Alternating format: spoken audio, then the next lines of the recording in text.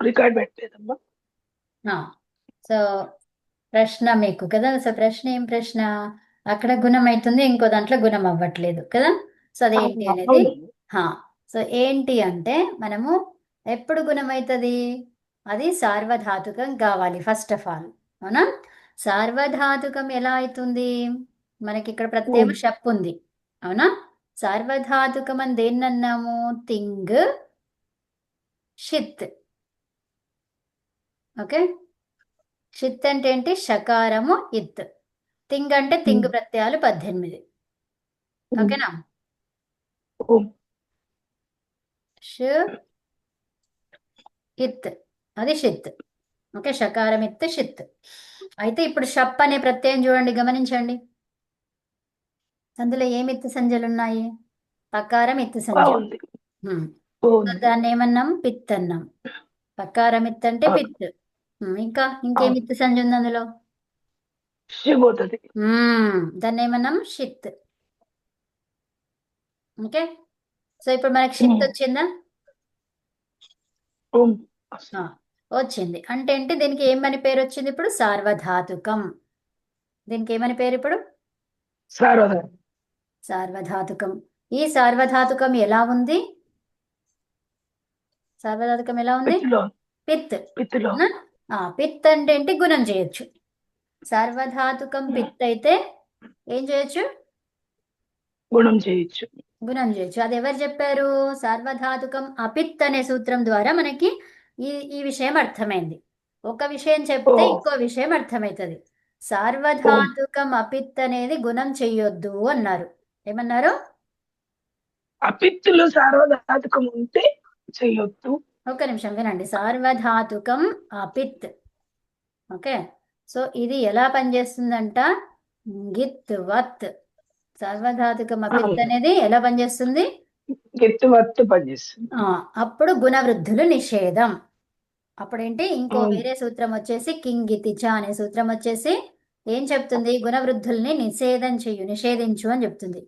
కింగి తి ఓం. చ. ఓకేనా? సో కింగితి చ అనే ఇంకో సూత్రం వచ్చేసి చెప్తుంది కార్యాన్ని అక్కడ ఏదైతే చెయ్యాల్సింది ఉందో అది చెయ్యొద్దు అని చెప్తుంది. ఓకేనా? ఏదైతే ప్రాప్తించిందో దాన్ని ఆపేయండి అని చెప్తుంది. ఓకేనా? అవుతుంది. సార్వధాతుకం అపిత్ అనేది గిత్వత్ అన్నారు. గిత్వత్ అంటే ఏంటి?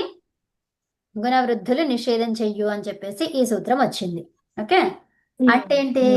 పిత్ ఉంటే, సార్వధాతుకం పిత్ ఉంటే గుణము నిషేధం కాదు అని అర్థమైందా? ఒక సూత్రం చెప్తారు, ఇంకో దాని నుంచి ఇంకోటి మనం అర్థం చేసుకోవాలన్నమాట కదా.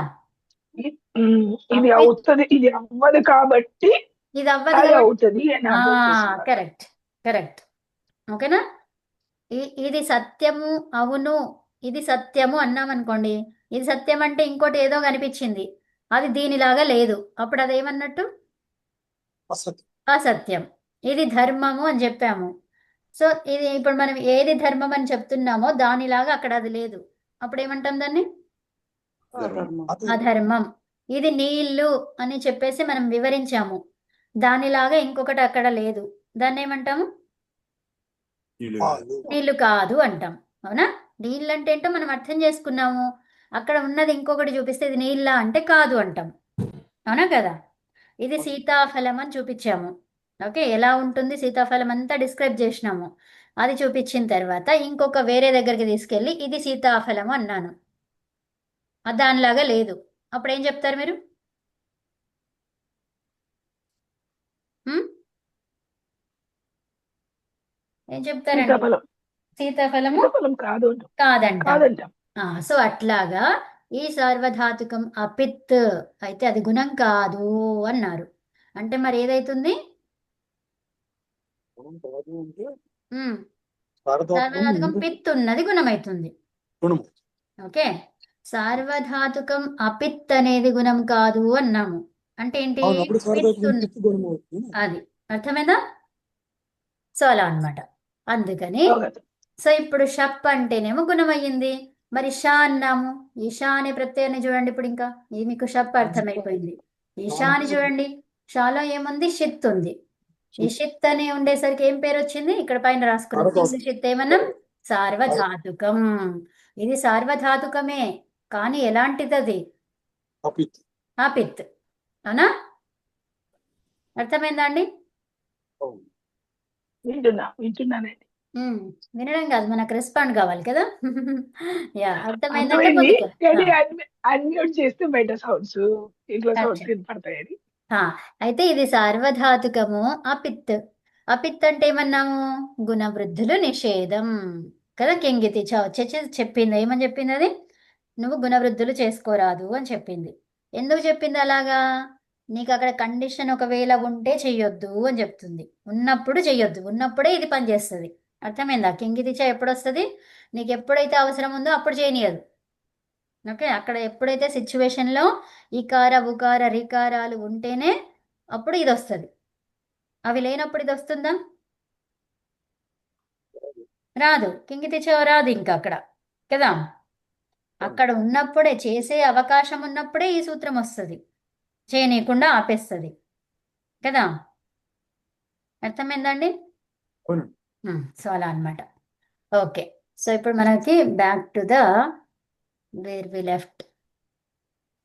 ఓకే, సో ఏమైంది అక్కడ? ఇది ఛ అనేది ఉంది. ఈ ఛలో ఏమి కనిపిస్తుంది మనకి?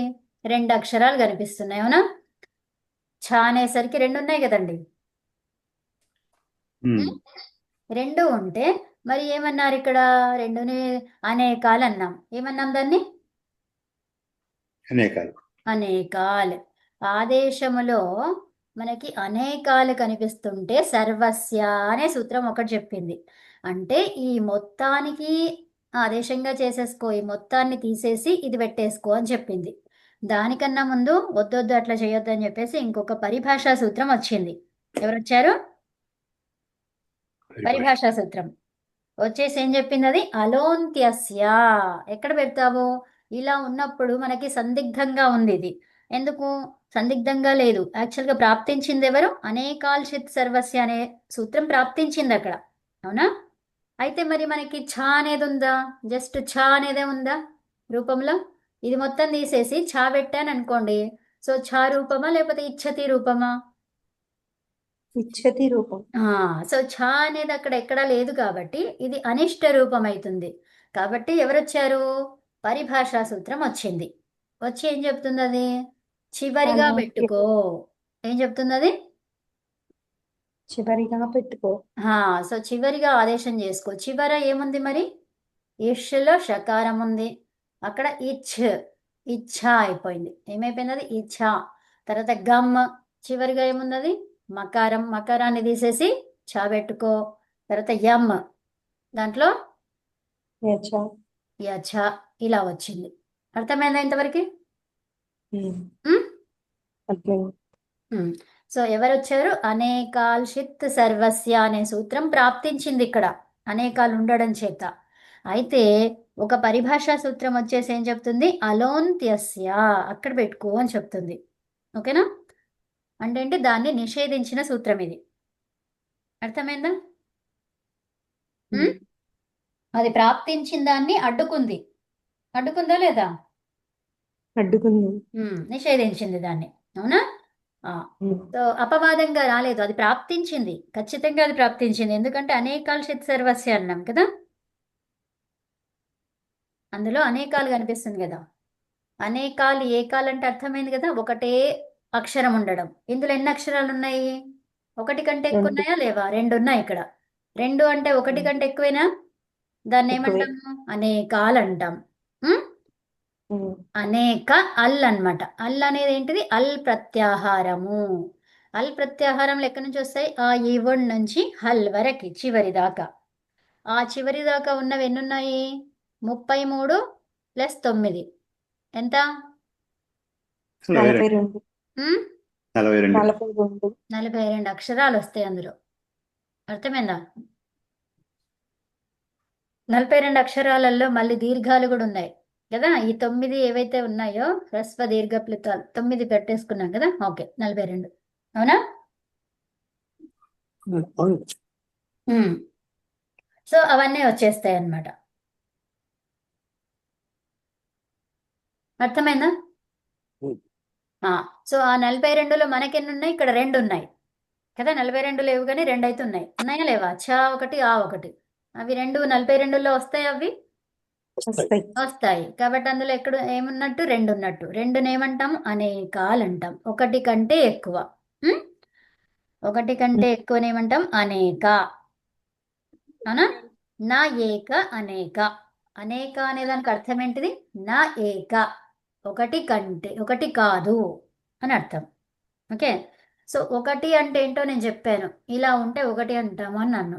సో ఇది చూపించాను. దీన్ని ఏమంటారు అంటే ఏమంటారు మీరు? రెండు. ఆ, ఒకటి కాదు అంటాము. 2 అనే విషయం మనకు తెలియదు ఇంకా. ఒకటి అనేది ఒకటే నేర్చుకున్నాము. సో ఇలా ఉంటే ఒకటి. సో ఇప్పుడు ఇది చూపించాను. అది ఒకటినా? కాదు. ఒకటి కాదు అని చెప్పాలి అంతే. అదేంటనేది ఇంకా తెలియదు మనకు. ఓకే. సో అలా. అవునా కదా? ఇందులో ఇప్పుడు ఇలా ఉంది. ఇది ఒకటి అంటారని చెప్పాను. సో ఇప్పుడు మనకి అర్థమైందమ్మా. 20, 1, 10 ఇలా ఉందనుకోండి. దీంట్లో ఒకటి ఏది అంటే ఏం చెప్తారు పిల్లలు? ఇదే చెప్తారు కదా. సో అలా అన్నమాట. అవునా కదా? సో అట్లాగా ఒకటి, అనేకాలు ఏకాలు అనే విషయాన్ని మనం అర్థం చేసుకోవాలి అక్కడ కదా. అనేక అంటే ఒకటి కానిది. అవునా? ఒకటి కానిది ఏది ఉందో అదనమాట. అర్థమైందండి? అర్థమైంది. ఏక అనేక ఉం? ఏక అనేక ఇందాక అంతే. కాలంటే ఏంటో అర్థం చెప్పారు ఆ? అమ్మా. ఆ. ఇందాక కాలంటే ఇది అర్థం చెప్పారు, గుర్తు రావట్లేదు. కాలు కాదు, అల్లు. అనేక అంటే చాలా. అల్లు. అమ్మా, అనేక అంటే చాలా కాదు, ఒకటి కాదు. దాని అర్థం ఏంటిది? ఒకటి కాదు. ఒకటి కాదు. ఒకటి కాదంటే ఏంటి? ఒకటికి పైన అన్నమాట. ఇంకా అది ఎన్నన్నా కావచ్చు. అది అల్లు. అనేకం అని కాదు అక్కడ. అనేకం అంటే ఏంటి? అర్థం ఏంటి అసలు? ఒకటి కాదు అని అర్థం. ఒకటి కంటే ఏమైనా ఉండొచ్చు ఇంకా పైన. అర్థమైందా? అర్థమైంది. సో, హా. తర్వాత ఇక్కడ అమ్మ ఇది దీర్ఘము. దీర్ఘము అంటే ఏం సంధి జరిగింది? విడదీయండి. ఇప్పుడు అనేకాల్ని విడదీయండి. విడదీస్తే ఏమేమి వస్తున్నాయి మనకు పదాలు? సవర్ణ దీర్ఘ సంధి అయింది. అనేక ప్లస్ అల్. అల్. అర్థమైందా? దీర్ఘ సంధి అయింది, కరెక్టే. అక్కడ ఏమున్నాయి పదాలు అవి చెప్పాలి మనకు కదా. ఏం కావాలి? అనేక, తర్వాత అల్. అల్. అవునా? సో అల్ అంటే ఏంటో ఇప్పుడు చెప్పాను నేను. ఏం చెప్పాను? ఆటు ఆ. ఉం? ఆ నుంచి లో వరకు అండి. ఆ నుంచి హల్ వరకి. ఆ ఈవన్లో ఆ నుంచి హల్ వరకి. అవునా? అది ఓకే. సరే, ఇప్పుడు మనకి ఏమైంది? ఇఛ, గఛ, యఛ ఇలా వచ్చింది. మరి మనకి రూపంలో ఎలా ఉంది? ఇచ్ఛతి, ఇచ్ఛ వచ్చింది. సో చాకి ఛావత్ వచ్చింది. అది ఎలా వచ్చింది అంటే ఈ చాకి పూర్వము ఏముంటది మీకు తెలుసు. చవర్గముగా, చవర్గానికి చాకి ఏంటి ఈ చా అనేది పూర్వంలో ఎలా ఉంటది అంటే కవర్గంగా మారుతుంది కదా. సో కవర్గం అనేది చవర్గంగా మారుతుంది. ఇంకోటి ఏం తెలుసు? ఇంకోటి దాని పక్కన ఎవరుండాలి? షచు. తకారము ఉంటే, తవర్గము ఉంటే చాగా మారుతుంది. అవునా? అర్థమైందా? ఏంటది? షచు, సతు. సతు చెచ్చు.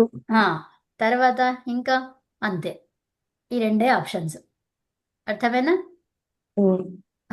సో ఇప్పుడు మనకు చెప్పండి ఏమై ఉంటది? ఒకటి ఆగమం ఉంటది. ఏం ఆగమం ఉందది? కూతోనేమన్నా ఆగమం ఉందా? తూతో ఆగమంగా ఉందా? ఒకటి. ఇప్పుడు చూడండి, మనకి మీకు తెలిసిన కొన్ని తెలుసు ఆగమాలు. చెప్పండి ఏమేమి ఆగమాలు ఉన్నాయి? కిత్, మిత్, టిత్. ఓకే. కిత్, మిత్, టిత్. ఇవి 3 ఆగమాలు. అవునా? ఈ 3 ఆగమాలలో పెట్టుకొని చూడండి.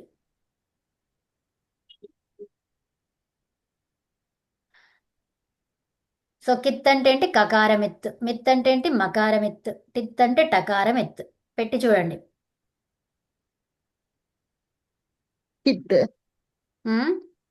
కుక్, మిత్ అంటే మకారమిత్ కదా. కుమ్, కుట్టు అలా ఏమన్నా ఉందా? లేకపోతే తుక్కు, తుమ్ము, తుట్టు. తుక్కు తుక్కు ఉంది. అర్థమైందా? సో ఇప్పుడు మీకు కావలసిన ప్రత్యయము ఒకటి దొరికింది, తెలిసిన ప్రత్యయం ఒకటి దొరికింది. ఏంటది? తుక్ అని.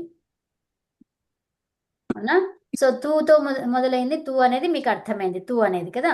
సో ఇప్పుడు ఈ కానా లేకపోతే ఏంటనేది చూద్దాం. ఓకే, సో ఎలాగా? ఇప్పుడు మనకి ఒక సూత్రం చెప్తుంది.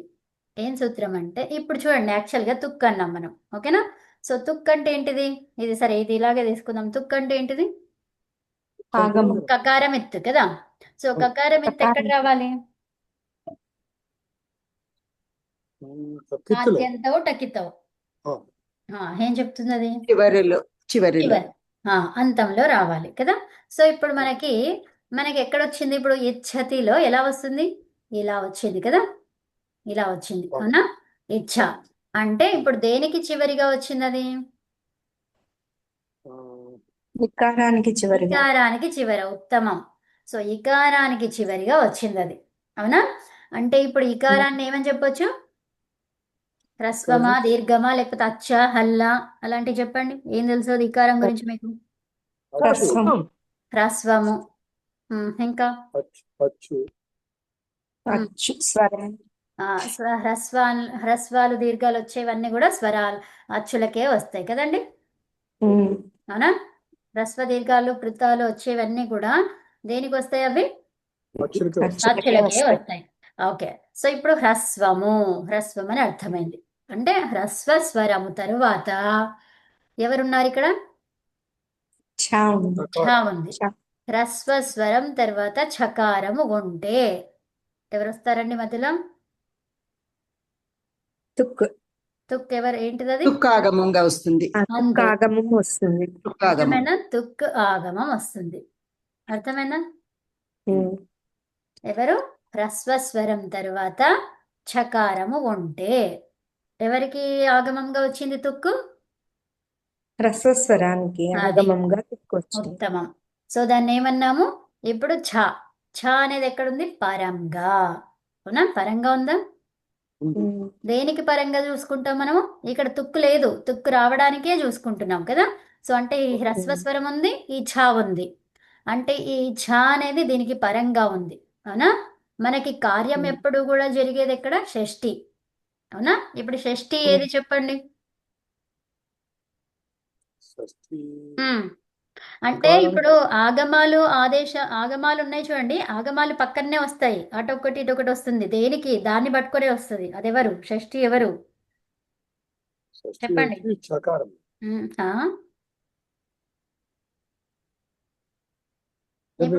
చకారం పరంలో ఉంది కాబట్టి చకారం సప్తమి అవుతుంది. ఈకారం ఏమో షష్ఠి అవుతుంది. నేను షష్ఠి గురించి అడిగాను. షష్ఠి ఏది? ఈకారం. ఇకారం. ఉత్తమం. సో ఈ అనేది షష్ఠి, హ్రస్వ స్వరం అనేది షష్ఠి. అర్థమైందా? ఇప్పుడు ఛ అనేది సప్తమి. ఓకే, తర్వాత ఇప్పుడు తుక్ అనేది ఏంటిది? ఆగమం.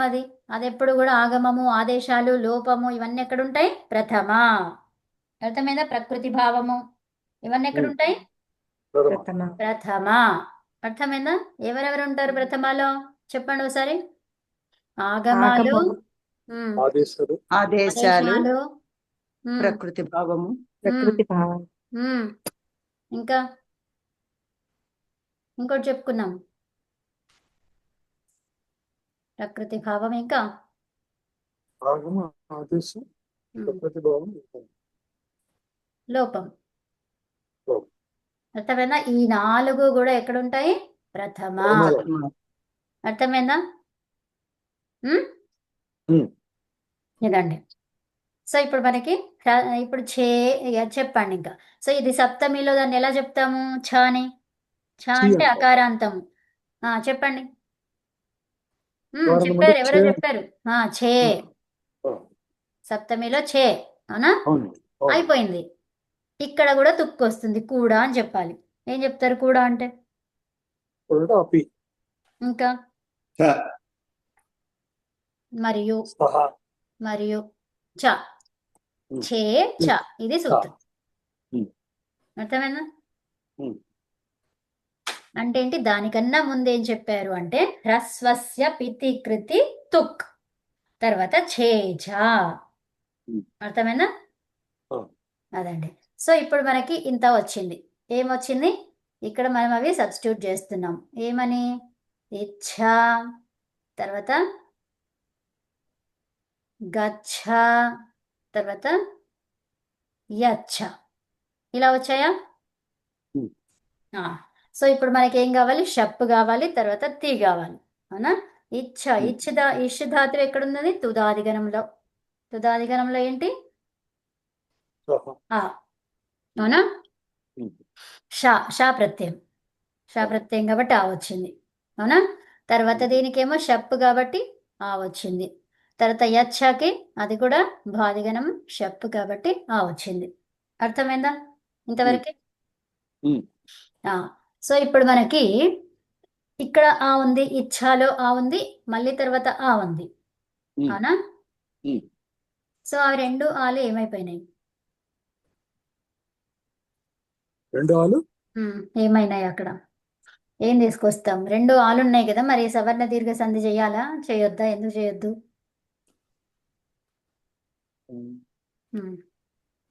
అది పదము మీరు మొన్న ఏదో చెప్పారు కదా, ఇప్పుడు చెప్పండి అది ఎట్లా అనేది. చెప్పండి. సవర్ణ దీర్ఘానికి పదం అపదాంత కాదు, పదాంత అంగానికి పరంగా మళ్ళీ అదే సవర్ణం ఉంటే అప్పుడు మనకి అకసవర్ణ దీర్ఘ వస్తుంది.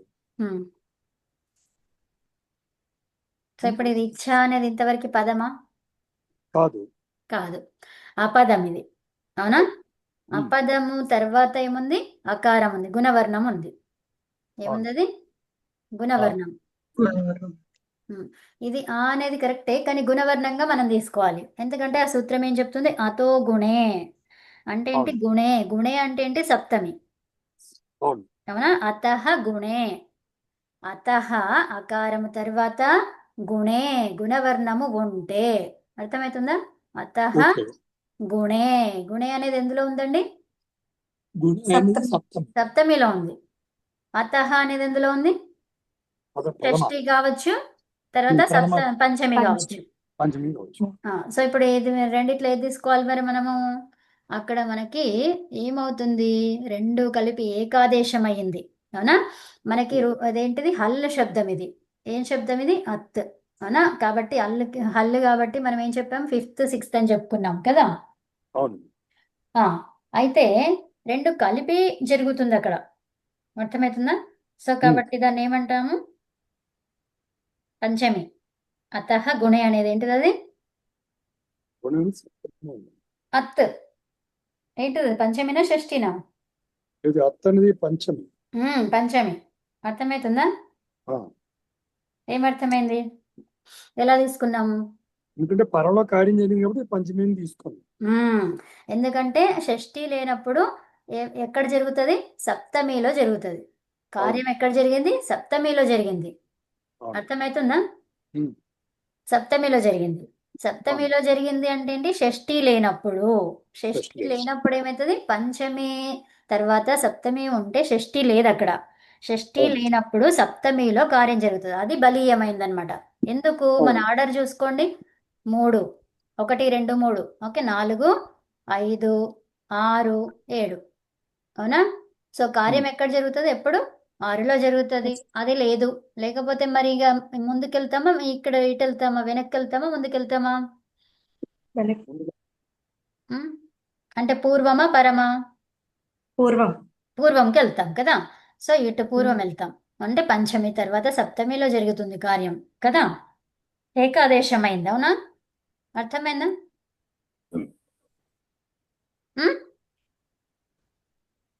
షష్ఠి లేనప్పుడు సప్తమిలో కార్యం జరుగుతుంది. అందుకని ఏం సూత్రం వచ్చింది? అతో గుణే. ఎవరొచ్చారు?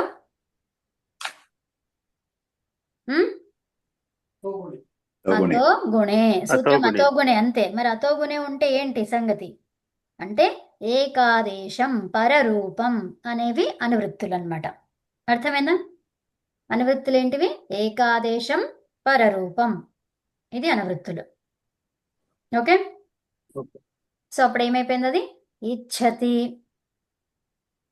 మరి ఇక్కడ చెప్తాను వినండి. సో ఇప్పుడు ఈ ఛాలో మనకి ఛ ఇవ్వడానికి గల కారణం ఏంటి? ఛ ఇస్తే మంచిగా ఉండేది కదా, డైరెక్ట్ అయిపోయేది కదా. ఈ అలోంత్యస్య అనే సూత్రాలు, పరిభాషా సూత్రం రావడం ఎందుకు కదా, డైరెక్ట్గా మనకి ఛ అని ఇస్తే సరిపోయేది కదా అనే డౌట్ వచ్చిందా మీలో ఎవరికైనా? నాకైతే ఖచ్చితంగా వచ్చింది. నాకు ఆన్సర్ కూడా దొరికింది అప్పుడే. మీకు వచ్చిందా లేదా చెప్పండి.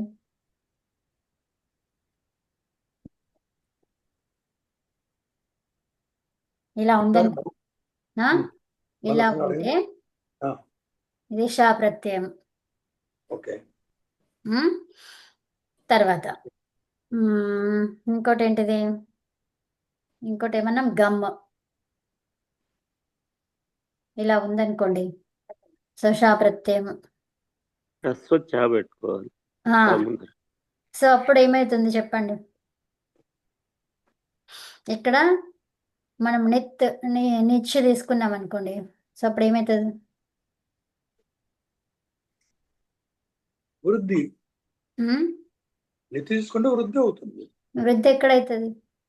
కాదు ఇక్కడ గమయతి అంతే కదా నిత్య అచ్చులు ఎక్కడున్నాయో గమయతి ఫస్ట్ మీరు గమనించాలి. ఏం చేయాలి? ఆ అచ్చులు ఎక్కడున్నాయి? ఎక్కడుంది అచ్చు? వృద్ధి అవుతుంది, కరెక్టే. కానీ ఎప్పుడు మన వృద్ధి వృద్ధి అవుతుంది? అచ్చువేణితి. కదా, అచోయినీతి ద్వారా వృద్ధి జరుగుతుంది, కరెక్టే. కానీ ఇక్కడ మరి అది ఎక్కడుంటే, అచ్చు ఎక్కడుంటే వృద్ధి జరుగుతుంది? అంగంలో అంగంలో ఎక్కడ? అంగంలో ఎక్కడ? చివర ఉండాలి. చివరిగా ఆదిలో మేడం, ఆది. చివరిగా ఆదిలో కాదు, చివరిగా చివరిలో గాని చివరిగా ఉంటే. ఆ తర్వాత ఇప్పుడు ఆది అని అట్లా కాదు, ఏమన్నాము ఇక్కడ ఉపధాలో ఉంది. అచ్చు ఎక్కడుంది ఇప్పుడు? ఉపధాలు. ఉపధాలో ఉంది. సో ఉపధాలో ఉంటే ఏమన్నారు? అక్కడ కూడా వృద్ధి. అది ఎట్లా? అత ఉపధాయాహ అనే సూత్రం ద్వారా. అర్థమవుతుందా?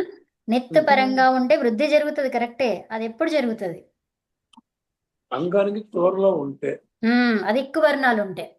ఎక్కువ అన్నారు. ఓకే, అవును. ఎక్కువ వర్ణాలకి వృద్ధి జరుగుతుందని చెప్పుకున్నాం మనం, ఎక్కువ గుణ వృద్ధి అనే సూత్రం ద్వారా, అవునా? అవును. మరి ఇక్కడ ఎక్కువ వర్ణాలే లేవు, వృద్ధి ఎక్కడ జరుగుతుంది? వృద్ధి జరగడానికి మరి అప్పుడు ఉపదాలో చూడాలి మళ్ళీ అప్పుడు ఆ వృద్ధి జరగాలి అంటే ఎక్కడ చూడాలి మీరు? అచ్చులు ఎక్కడున్నాయి, ఉపదాలు అని కాదు. ఫస్ట్ ఆఫ్ ఆల్ ఇక్కడ ఇచ్చిన దాంట్లో అచ్చులు ఎక్కడున్నాయి ఐడెంటిఫై చేయాలి. ఓకే, అవును. ఉపధాలో ఒక అచ్చు కనిపిస్తుంది, దాన్ని పక్కన పెట్టుకోవాలి తీసి. ఆ ఉపధాలో ఉన్న అచ్చు ఏంటిది? అకారం. సో అకారం. ఇప్పుడు మనం సూత్రాల దగ్గరికి వెళ్ళాలి. అర్థమైందా? ఫస్ట్ దాన్ని మనం మంచిగా అర్థం చేసుకొని తెలిసిన విషయాలను అందులో ఇంప్లై చేస్తూ ముందుకెళ్ళాలి. అంటే దాన్ని పట్టుకోవాలి. ఇక్కడ ఉపధాలో అకారం ఉంది, పరంగా ఏముంది? నిత్ ఉంది.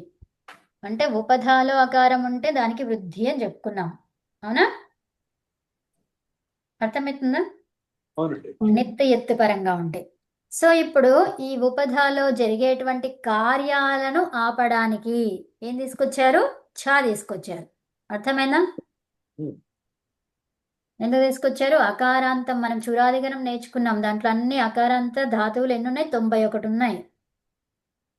ఎందుకున్నాయి చెప్పానప్పుడు మీకు ఏం చెప్పాను? ఉపధాలో జరిగేటువంటి కార్యాలను ఆపడానికి. అది ఏమైంది? ప్రకృతి భావానికి వెళ్ళిపోతుంది. అర్థమైందా? ప్రకృతి భావం అంటే మారదు అక్కడ. ఆ ప్రకృతి భావం అంటే మారదు. ఎలా మారదు, ఉంటే అలా ఉంది. అంతే మరి.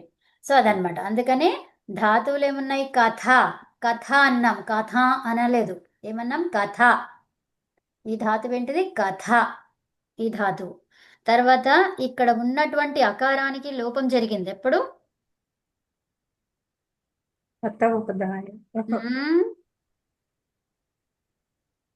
ఆకి ఆకి ఉన్నటువంటి ప్రత్యయం ఉంటే అని చెప్పాను.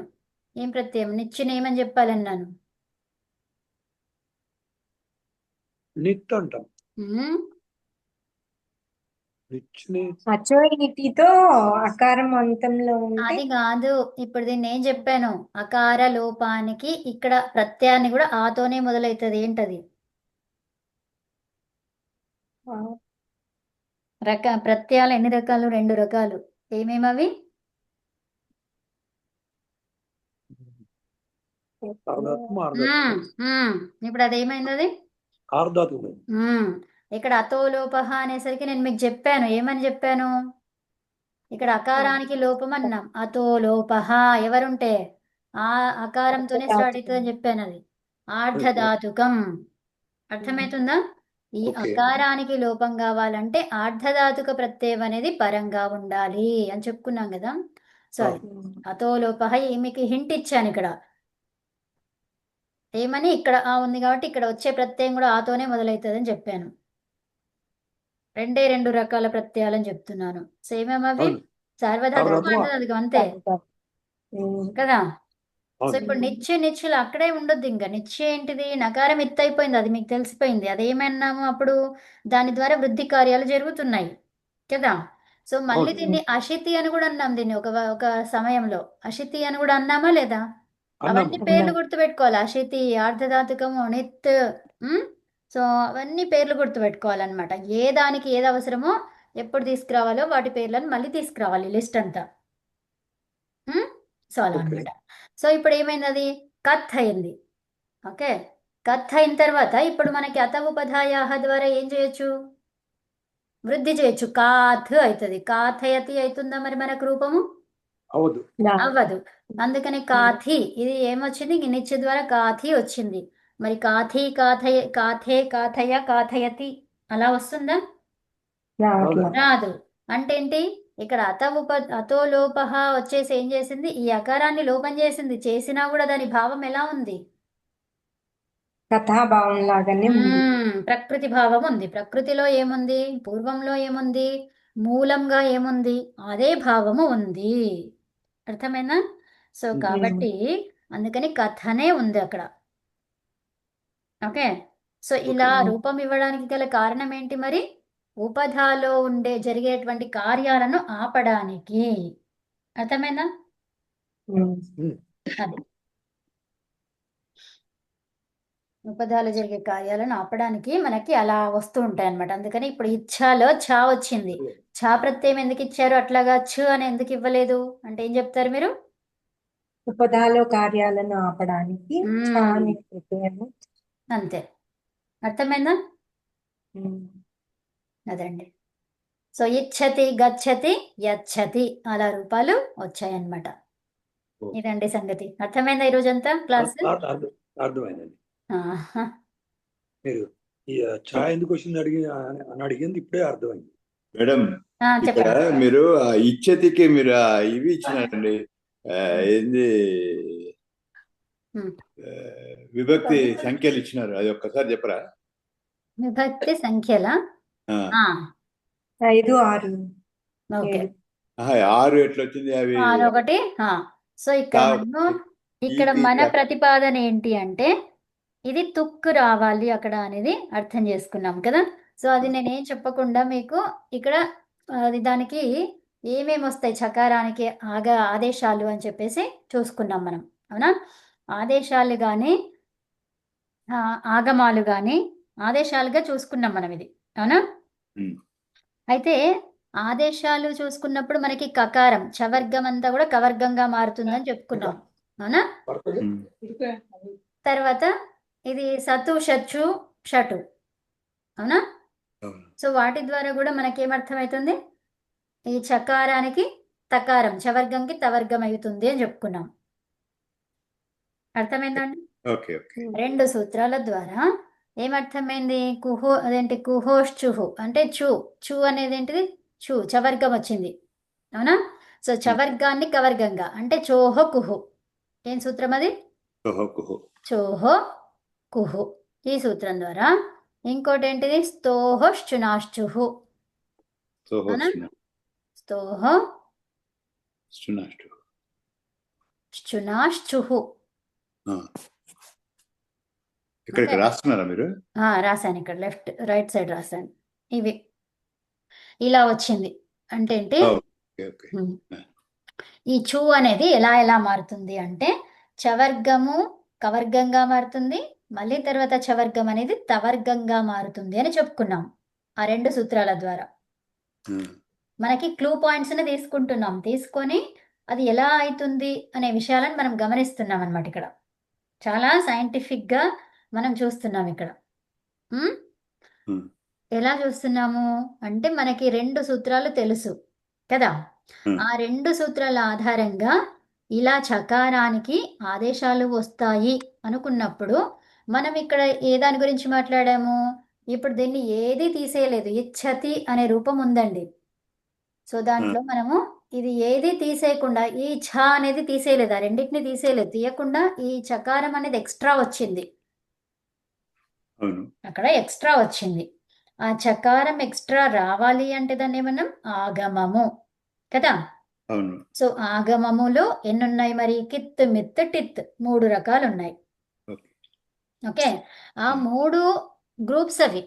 ఆ గ్రూప్స్ లో ఎన్నో ఉండొచ్చు. మనకి స్పీషియస్ చెప్పుకున్నాం కదా, ఎంత ఎన్ని స్పీషియస్ ఉన్నాయి తేజ గారు? జీవరాశులు ఎన్ని ఉన్నాయండి? కోటాను కోట్లు కదా. కాదు మేడం 84 లక్షల జీవరాశులు అంటారు మేడం. 84 లక్షల జీవరాశులు, కోటాను కోట్లు కాదు, 84 లక్షల జీవరాశులు ఉన్నాయి. ఓకే, ఈ 84 లక్షల జీవరాశుల్లో మళ్ళీ టైప్స్ ఇవి. ఓకే, జస్ట్ 84 లక్షల వెరైటీస్ అవి అంతే. ఆ వెరైటీస్లో ఎంతమంది ఉన్నారో మనకు తెలియదు. అట్లాగే కిత్తు ఉన్నాయి, ఆ కిత్ అనే ఒక వెరైటీ, అందులో ఎన్ని కిత్తులు ఉన్నాయో మనకు తెలియదు. టిత్ మిత్ అదే కిత్తుల్లో తుక్ అన్నాము అంటే కకారమిత్తు. కకారమిత్తు ఎక్కడెక్కడ వస్తుంది అలా అన్నమాట. ఓకే అర్థమవుతుందా? తా ప్రత్యయం ఉంది, తవతు ఉంది, అర్థమవుతుందా? అర్థమైంది. సో కిత్తులు చాలా ఉన్నాయి, అవునా? సో మరి కిత్ ఆగమాల గురించి మాట్లాడుతున్నాం. ఆగమాలు కూడా చాలా రకాలు ఉన్నాయి. ఓకే, నిజమే. హల్లులు తీసుకుంటే మనకు ఎన్నో దొరుకుతాయి అన్నమాట. సో అట్లాగా చాలా ఉన్నాయి. ఉమ్? అర్థమైందా? అర్థమైంది. మొత్తం అదంతా మనం చదివేసినాం అనుకోండి, ఎన్ని ఉన్నాయని ఒక లిస్ట్ తయారు చేసి పెట్టుకుంటే మనకు కంపల్సరిగా ఆ నంబర్ దొరికిపోతుంది కదా. అన్లిమిటెడ్ అయితే కాదు ఇది కదా. అవును సూత్రాలు ఉన్నాయే 4000. ఆ 4000లో వచ్చినటువంటివి ధాతువులు ఎన్ని ఉన్నాయి? 2000. మరి ఆ ధాతువులకే పరిమితమా అంటే కాదు, పంచోపదేశాలకి పరిమితం అవన్నీ కూడా కదా. సో అవును పంచోపదేశాలలో ఇందులో 2000, 4000 సూత్రాలు, తర్వాత ఇంకొక దాంట్లో కూడా బునాది కోశంలో 280 సూత్రాలు. సో అట్లా అక్కడక్కడ అన్ని సూత్రాలు ఇక్కడ చెప్తూ ఉంటుంటే లింగానుశాసనంలో 186, 88 అట్లా అన్ని సూత్రాలు చూసుకుంటుంటే ఎక్కడెక్కడ ఏమేమి వస్తున్నాయని చూసుకుంటే మనము కంప్లీట్గా చెప్పొచ్చు ఇంత అంత అనేది కదా. అవును సో అందుకని చెప్పొచ్చు. అవి అన్లిమిటెడ్ అయితే కాదు. ఆ కిత్ అనేది ఒక గ్రూపు, మిత్ అనేది ఒక గ్రూపు, దాంట్లో కొన్ని ఉన్నాయి. టిత్ అనేది ఒక గ్రూపు, దాంట్లో కొన్ని ఉన్నాయి ఆగమాలు, అవునా? అవును ఆగమము అనేది విషయం అర్థమైపోయింది మనకు. ఆదేశం కాదు ఆగమం వస్తుందని ఆ విషయం అర్థమైపోయింది కదా. అవును అందులో మనకి కూతు అనేది క్లూస్ దొరికినాయి, అవునా? మేడం ఇదే మేడం టైం అయిపోతుందండి. ప్రేయర్ చెప్పండి. ఓకే. ఓం శాంతి శాంతి శాంతి. ఓం నమస్తే అండి అందరికీ. ధన్యవాదాలు. ధన్యవాదాలు మేడం. ధన్యవాదాలు. ధన్యవాదాలు మాన్య. ధన్యవాదాలమ్మా. అర్థమైందా ఈరోజు క్లాస్? అర్థమైంది.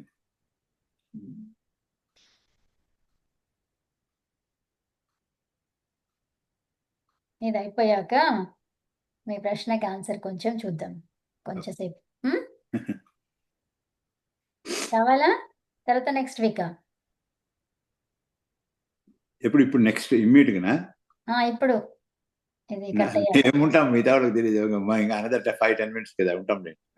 ఓకే అయితే అంటే మిగతా వాళ్ళు లేకున్నప్పుడు నెక్స్ట్ వీకే చెప్పుకుందాం లేండి. I don't know. సరే. Let others be also be benefited by this. Okay మరి నెక్స్ట్ వీక్ చెప్పుకుందాం. ఓకేనా? ఓకే నమస్తే. నెక్స్ట్ వీక్ ఏంటి? రేపు కూడా ఉంది కదా.